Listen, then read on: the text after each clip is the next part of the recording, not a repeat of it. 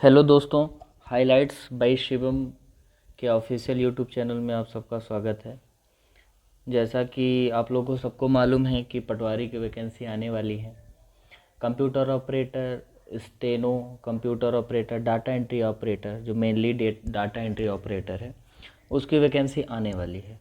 और इन सभी वैकेंसियों के लिए सीपीसीटी एक बहुत बड़ा रोल अदा करता है।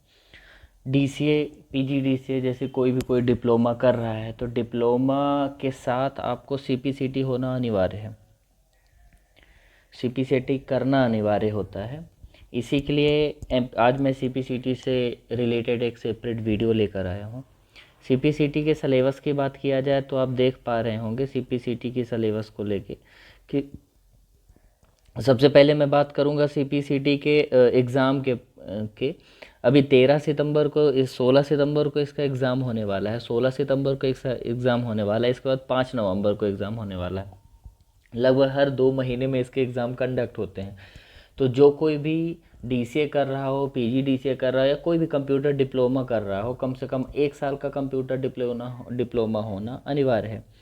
1 साल के कंप्यूटर डिप्लोमा के अलावा आपके पास सीपीसीटी सर्टिफिकेट होना अनिवार्य है, क्योंकि बिना सीपीसीटी सर्टिफिकेट के आप ऐसे एग्ज़ाम के लिए एलिजिबल नहीं हो पाएंगे।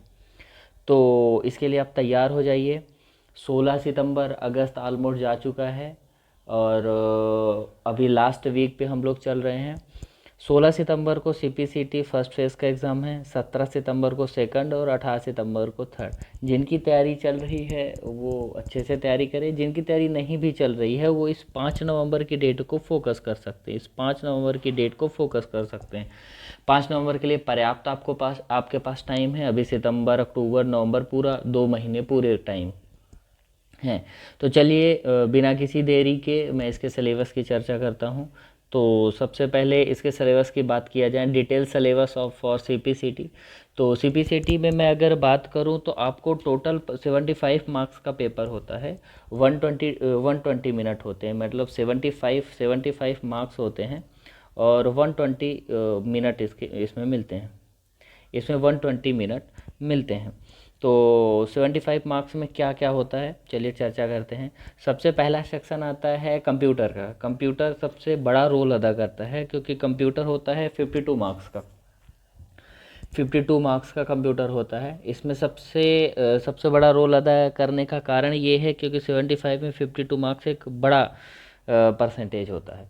तो पहला टॉपिक है कंप्यूटर एंड सब टॉपिक्स। तो इसके फैमिलिटी विद कंप्यूटर सिस्टम, इसमें कंप्यूटर के अवेयरनेस के बारे में, डिस्प्ले के बारे में, जो प्रिंटर है, प्रिंटर क्या है, कैसे काम करता है, कंप्यूटर की हिस्ट्री क्या है, यूनिट क्या है, सीपीयू के बारे में पूछा जाएगा, अर्थमेटिक लॉजिक के बारे में पूछा जाएगा, scanner, input device, output device, awareness, reading different aspects about computer software including software category such as a system software, application software, embedded software, property software, open source software, computer language. इन सब चीज़ें, पूरे language आपको पढ़ने पड़ेंगे computer के लिए। Bit bite system क्या है, विंडो क्या है, लाइनेक्स क्या है, ऑपरेटिंग सिस्टम क्या है। दूसरा पॉइंट क्या है, नॉलेज ऑफ बेसिक कंप्यूटर। आपको बेसिक कंप्यूटर का ज्ञान होना ज़रूरी है। बेसिक कंप्यूटर के बारे में अगर मैं बात करूं तो awareness of generic steps required for setting up a computer, booting and shutting down, physical connectivity क्या है, पैकेज क्या है, कंप्यूटर पैकेज क्या होते हैं, कंट्रोल ऑफ कंप्यूटर्स क्या होते हैं, कंप्यूटर की पावर क्या होती है, रिसाइजिंग विंडो क्या है। ये पूरे आपको knowledge of basic computer operations को पढ़ना पड़ेगा। सेकंड इसकी बात करूं, इसी में पासवर्ड हो गया, चेकिंग सिस्टम फॉर बग्स हो गए। तीसरा पॉइंट की बात करूं तो तीसरा पॉइंट है proficiency in general IT skill. General IT skill का मतलब होता है सामान्य जो आईटी स्किल योग्यताएं हैं, सामान्य आईटी क्षमता है, इसके बारे में पढ़ना। जैसे वर्ड प्रोसेसिंग स्किल हो गई, वर्ड, एमएस ऑफिस में आपको कैसे काम करना है, कैसे मेल मर्ज करना है, एमएस ऑफिस में एक्सेल पे कैसे काम करना। मेनली एक्सेल पे सबसे ज़्यादा इसमें फोकस किया जाता है। इसको आप देख लीजिएगा, इंटरनेट वगैरह आता है। रीडिंग कम्प्रीहेंशन की बात करूँ तो रीडिंग कम्प्रीहेंशन आती है, जो चौथे में सबसे बड़ा पॉइंट होता है रीडिंग कम्प्रीहेंशन। रीडिंग कम्प्रीहेंशन आपका आता है 5 मार्क्स का। रीडिंग कम्प्रीहेंशन इसलिए इंपॉर्टेंट, सबसे ज़्यादा वेटेज कह सकते हैं तो इसी में रहता है। क्यों? क्योंकि हिंदी का पैसेज होता है, हिंदी के पैसेज को आपको डिकोड करना होता है, उसी से रिलेटेड आंसर होते हैं, क्वेश्चन आंसर होते हैं। मैथमेटिकल रीजनिंग एप्टीट्यूड के बारे में आप देख सकते हैं। मैथमेटिकल हो गया, मैथमेटिक्स रीजनिंग एप्टीट्यूड आती है, सामान्य मैथमेटिक्स आती है। मैथमेटिक्स जो है वो आपके 6 मार्क्स की मैथ आती है, 6 मार्क्स की मैथ आती है, और रीजनिंग आती है 6 मार्क्स की।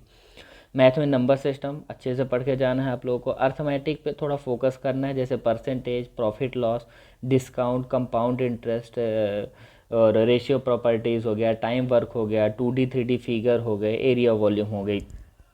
ये आपके फुल मार्क्स दिला सकते हैं, ये आपको फुल मार्क्स दिलवा सकते हैं।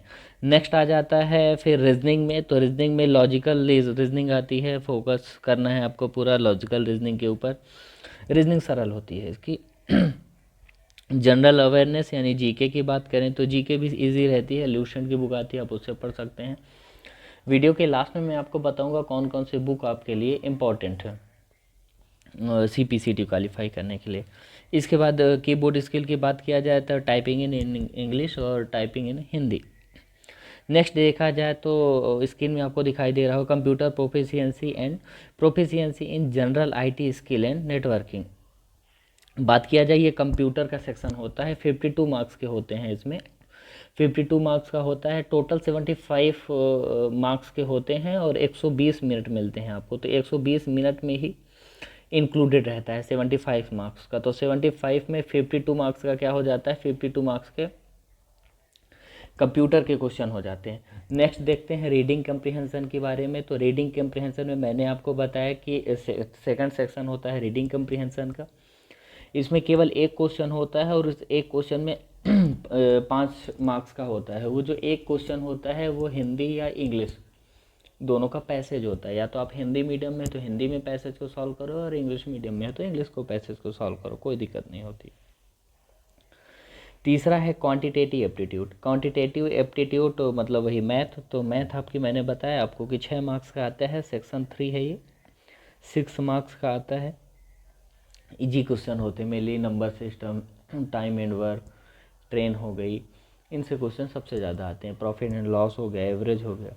फिर है general mental ability and reasoning की बात किया जाए तो रीजनिंग में भी ठीक ठाक क्वेश्चन आते हैं, जैसे कोडिंग डिकोडिंग हो गया, कभी कभार पजल दे देता है, जनरली पजल देता नहीं है, पर कोडिंग डिकोडिंग हो गया, डायरेक्शन के क्वेश्चन हो गए, ब्लड रिलेशन हो गए, इनके क्वेश्चन अच्छे खासे पूछे जाते हैं। 6 मार्क्स का होता है, इसमें 6 क्वेश्चन होते हैं, मात्र 6 क्वेश्चन होते हैं। फिर देखा जाए जनरल अवेयरनेस का, तो जनरल अवेयरनेस यानी जीके की बात किया जाए, जनरल अवेयरनेस मतलब जीके की बात किया जाए तो जीके में आपके मिलते हैं 6 मार्क्स। 6 मार्क्स के क्वेश्चन होते हैं, 6 नंबर के क्वेश्चन होते हैं। नेक्स्ट सेक्शन की बात किया जाए इंग्लिश का, इसके बाद इतने में 75 मार्क्स आपके क्लियर हो जाते हैं। 75 मार्क्स कैसे, 52 मार्क्स के हो जाते हैं कंप्यूटर, 52 मार्क्स का 5 मार्क्स का इसका हो जाता है रीडिंग स्किल, 6 मार्क्स की मैथ हो जाती है, 6 मार्क्स की रीजनिंग हो जाती है और 6 मार्क्स की जीके हो जाती है। टोटल 75 मार्क्स हो जाते हैं। सबसे ज़्यादा इसमें कंप्यूटर होता है। फिर इसके बाद हो जाता है कंप्यूटर के बाद रीडिंग स्किल, रीडिंग स्किल के बाद 6 नंबर की मैथ आ जाती है, 6 नंबर की रीजनिंग आ जाती है, और 6 नंबर की क्या आ जाता है, जीके। टोटल 75 मार्क्स होता है। सबसे ज़्यादा आपको सबसे ज़्यादा आपको इस वाले सेक्शन पे फोकस करने की ज़रूरत होती है, कंप्यूटर पे। अगर मैं इंग्लिश एक्चुअल की बात करूं तो वास्तव में 15 मिनट की इंग्लिश होती है। 15 मिनट आपको डेमो दिया जाता है इंग्लिश में, आपके हाथ को सेट करने के लिए। इसके नंबर काउंट नहीं होते, 15 मिनट आपको आराम से टाइपिंग करना है ताकि आपके हाथ सेट हो सके। आगे मैं आपको बताऊंगा इंग्लिश में एक्चुअल कितनी टाइपिंग स्पीड होनी चाहिए।